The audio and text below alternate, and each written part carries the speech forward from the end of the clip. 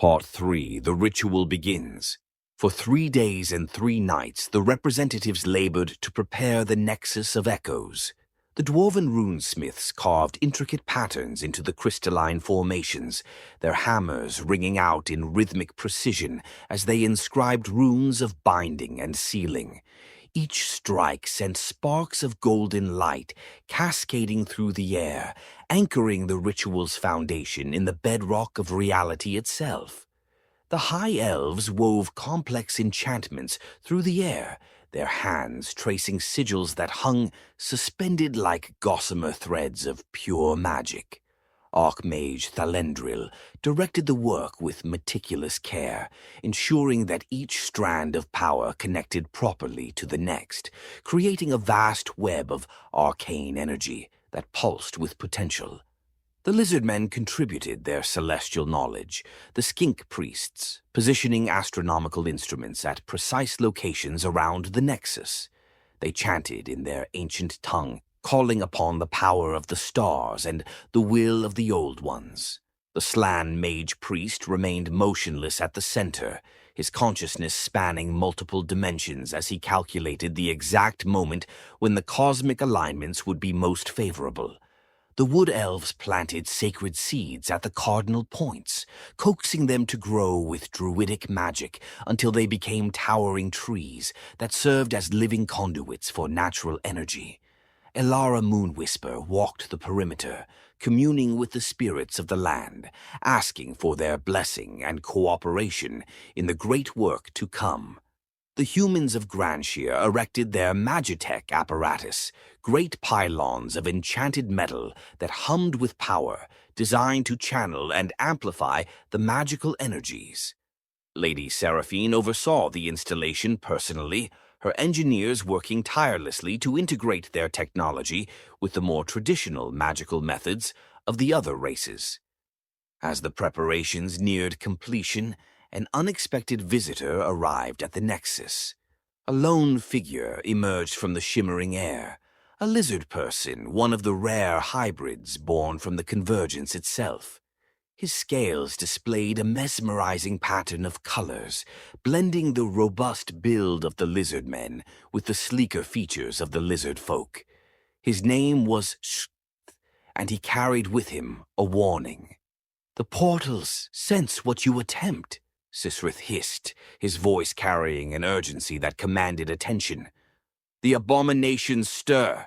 They know that if you succeed, their gateways will close. Even now they gather their forces for an assault upon this place." Grimnar Ironforge gripped his hammer tighter. "Let them come. We've faced worse than portal spawn before." But Thalendril's expression grew grave. "If we are interrupted during the ritual, the backlash could be catastrophic. The energies we're manipulating are immense. If they're released uncontrolled, they could tear open a rift that would make the Great Convergence seem like a minor tremor." Lady Seraphine stepped forward, her voice firm. "Then we defend this place with everything we have. The ritual must proceed, and we must hold the line, no matter the cost." The Slan spoke again, his ancient eyes gleaming with prophetic knowledge. "The moment approaches. We begin at moonrise. Prepare for battle." And so the forces of Valsidia arrayed themselves for war. The dwarven ironbreakers formed an unbreakable shield wall. The human soldiers positioned their arcane artillery and readied their weapons. The wood elf archers took to the trees, their arrows nocked and ready. The Saurus warriors stood in perfect formation, their obsidian weapons gleaming with deadly intent. As the sun dipped below the horizon and the first stars began to appear, a distant rumbling shook the earth. On the horizon, a dark tide approached, thousands upon thousands of creatures pouring forth from the surrounding portals. Tyranids with chittering mandibles, skavens squealing with malicious glee, corned berserkers howling for blood, and at their head 4 massive abominations, each radiating the corrupted power of a divine shard. The battle for the Nexus of Echoes was about to begin. Part 4. The Siege of Unity.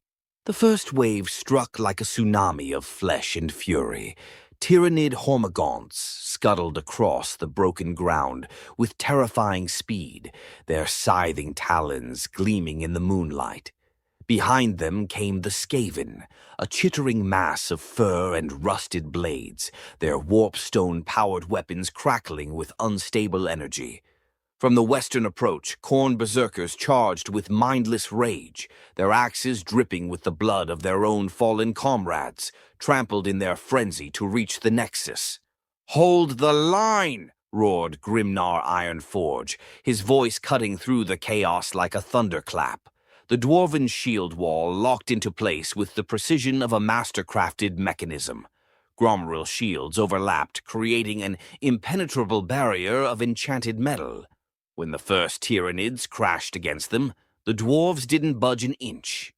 Hammers rose and fell with methodical brutality, crushing chitin and bone with each strike. Above them, the wood elf archers released their first volley. Arrows flew in perfect synchronization, each shaft finding its mark with supernatural accuracy. Tyrannids fell by the dozens, arrows sprouting from their eye sockets and joints. Elara Moonwhisper stood atop one of the sacred trees, her hands weaving druidic magic that caused vines to erupt from the earth, entangling the advancing horde and slowing their charge.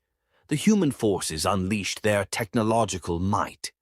Arcane cannons roared, sending bolts of concentrated magical energy into the densest clusters of enemies. Magitech knights charged forward in coordinated strikes, their power armor enhancing their strength to superhuman levels as they carved through the Skaven ranks.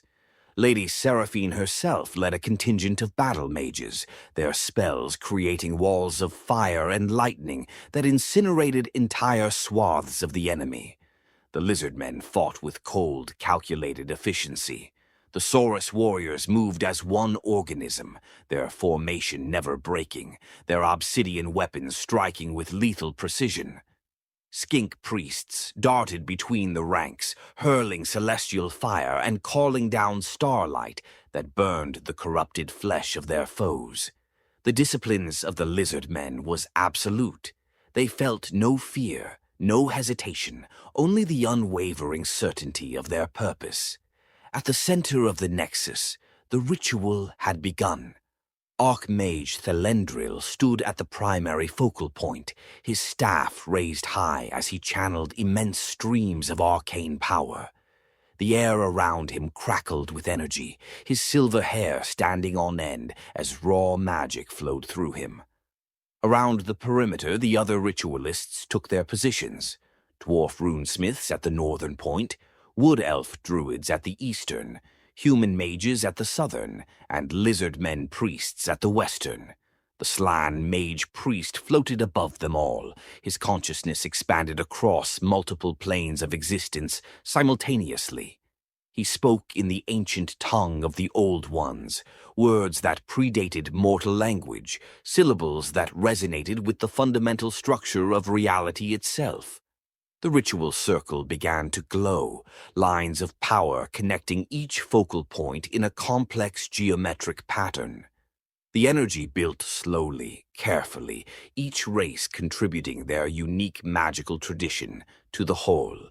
It was a symphony of power, the structured precision of dwarven rune magic, the flowing elegance of high elven sorcery, the primal force of wood elf druidism, the technological enhancement of human magitech, and the cosmic authority of lizard men star magic. But the enemy had not come unprepared.